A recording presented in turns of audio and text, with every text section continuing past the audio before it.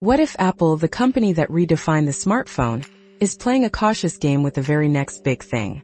For years, the tech world has buzzed about foldable phones, with Samsung leading the charge. But Apple?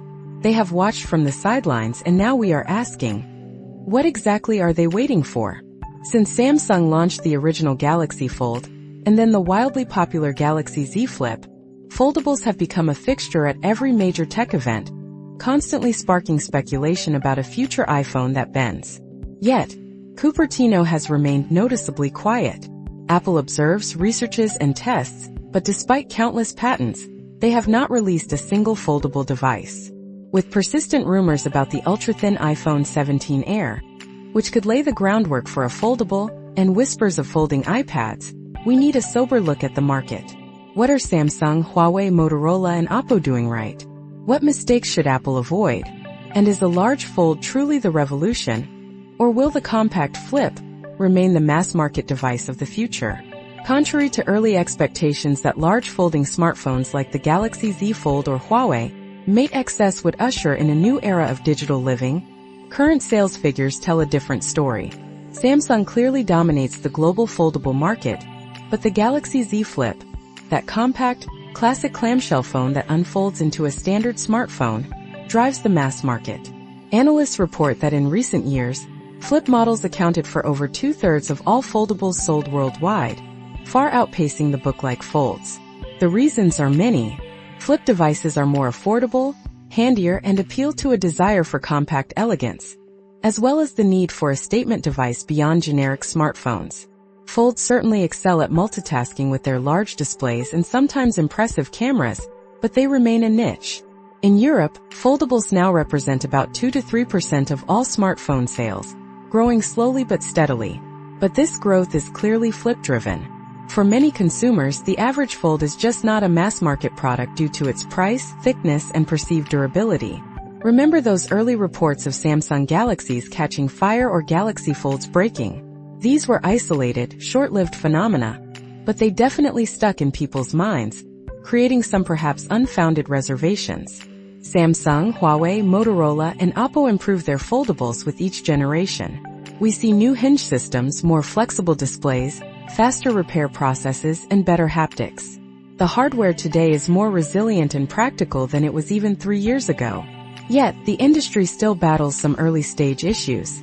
Hinges remain susceptible to dust and moisture, displays scratch more easily, the crease remains visible depending on the model, and batteries struggle with the limited space inside the chassis.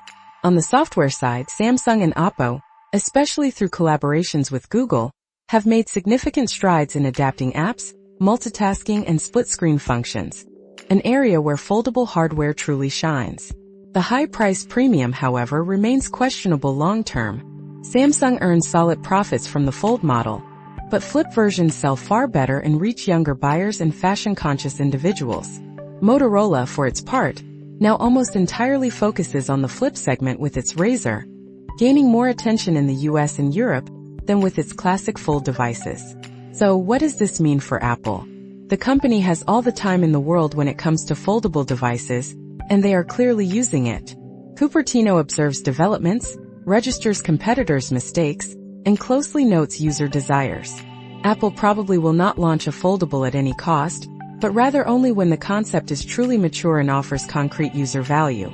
An iPhone 17 Air as a foundation for a fold or flip is a hot topic in current rumors.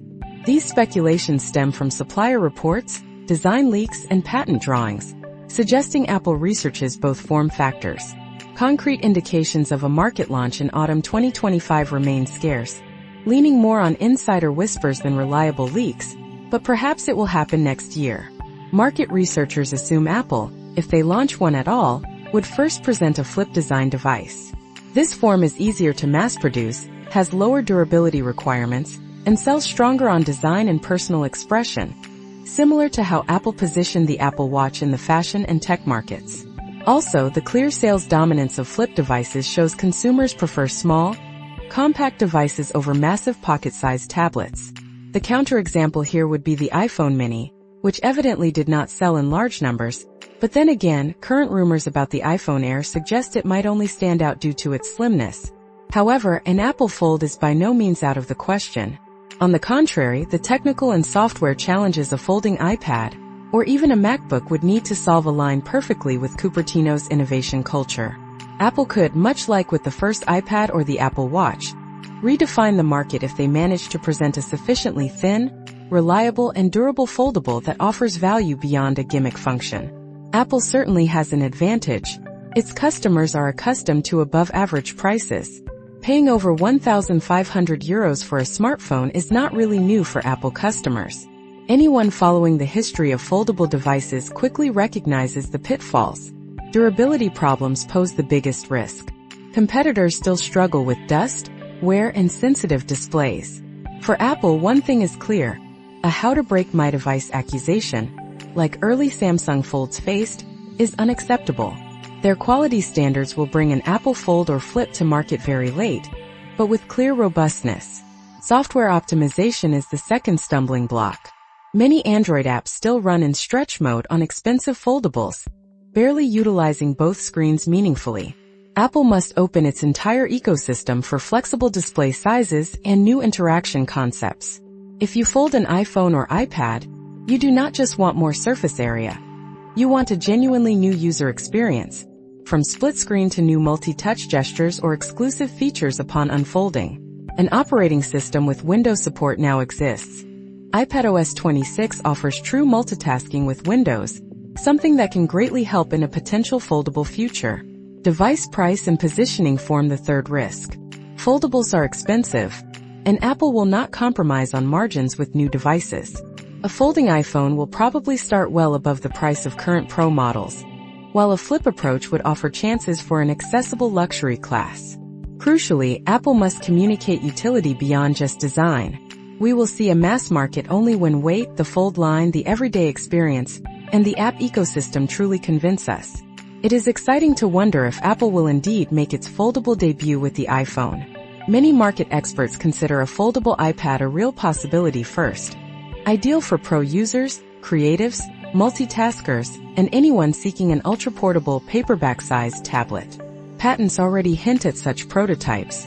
An iPad Fold could be typically Apple, positioned as a hybrid productivity device, media consumer, and sketchbook. Even more futuristic but not unthinkable is a foldable or flexible MacBook, combining keyboard and display on a bendable panel. Lenovo already experiments with such devices like the ThinkPad X1 Fold, and Asus and Samsung also showcase prototypes, but everyday usability remains very limited. Should Apple implement such a device, they would pay particular attention to ergonomics, software integration, and durable materials. But Macs and touchscreens? That has been a no-go for Apple themselves until now. So, Apple is deliberately taking its time with foldables. While competitors have long shown that flip models in particular appeal to the mass market, one thing is clear. Much is technically possible, but not everything is truly market-ready. Cupertino now has the chance to learn from the mistakes of others. An Apple Fold must not only be robust and elegant, but also meaningfully integrated into the ecosystem. The bolder and more thoughtful the overall concept of hardware and software, the more likely we will see the next true game changer. The near future probably belongs to the flip format. Compact, iconic, and suitable for everyday use. In the medium to long term, however, Apple could also set new standards in the fold or tablet space, provided a device consistently eliminates today's weaknesses. An iPhone 17 Air remains just a rumor for now, yet the path is paved.